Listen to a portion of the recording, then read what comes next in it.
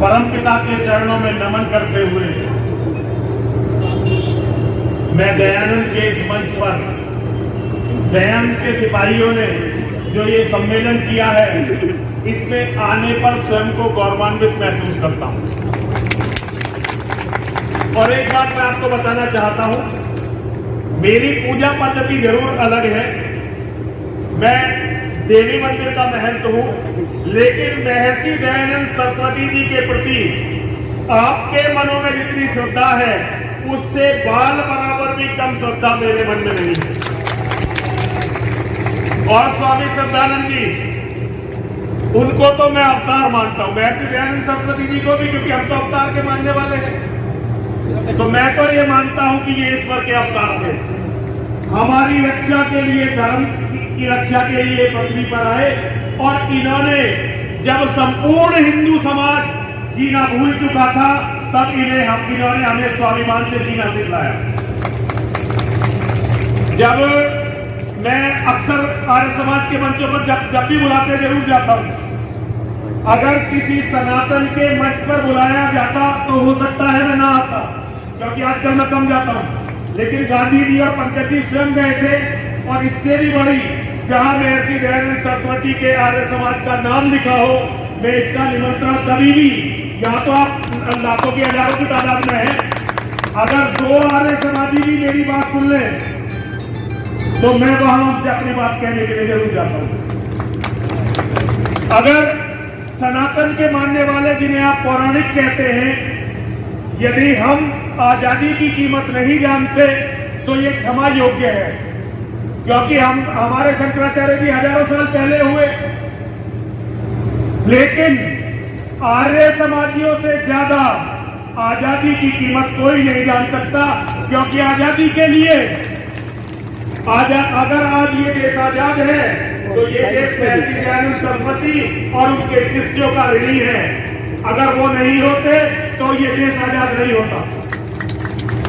महर्षि दयानंद सरस्वती जी का जो योगदान है इसका अभी सही से मूल्यांकन हुआ नहीं है। अभी और पीढ़ियां लगेंगी महर्षि दयानंद सरस्वती जी का और स्वामी श्रद्धानंद जी का मूल्यांकन करने के लिए। और हम हिंदुओं की एक खास बात है, हम हिंदू बहुत ही बड़े गुटबाज हैं आपस में। मुसलमानों के सामने, ईसाइयों के सामने तो हम सबका चरित्र एक जैसा है। हम तुरंत अपने कपड़े उतार कर झुक जाते हैं ईसाइयों के, मुसलमानों के सामने, लेकिन आपस में हमारा चरित्र सबका एक ही जैसा है। पूरी दुनिया कभी आर्य थी, और आज ये जो अंतिम आर्यों की शरण स्थली है, भारत नाम का एक छोटा सा देश, वास्तव में ये भारत नहीं है। भारत नाम था कभी अखिल ब्रह्मांड का।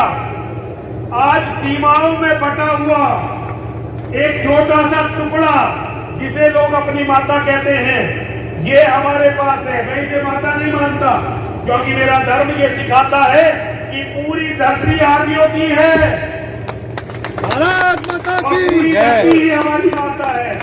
जब आर्यों का पराक्रम, आर्यों का पुरुषार्थ खो गया और हमने झूठे सिद्धांत बना दिए, तब हमारी ये दुर्गति हुई है। सबसे पहली धार्मिक किताब जो मैंने अपने जीवन में पढ़ी वो किताब थी कुरान। उससे पहले किसी मत की कोई किताब मैंने पढ़ी नहीं थी। और कुरान पढ़ने के बाद दूसरी किताब जो मैंने पढ़ी वो थी सत्या प्रकाश। और तीसरी किताब जो मैंने पढ़ी वो थी श्रीमद् भगवत गीता। मैं योगेश्वर श्री कृष्ण में और महर्षि दयानंद सरस्वती में बाल बराबर भी अंतर नहीं मानता। अपने समय में जो काम योगेश्वर ने किया वही काम अपने समय में आकर महर्षि दयानंद सरस्वती जी ने किया।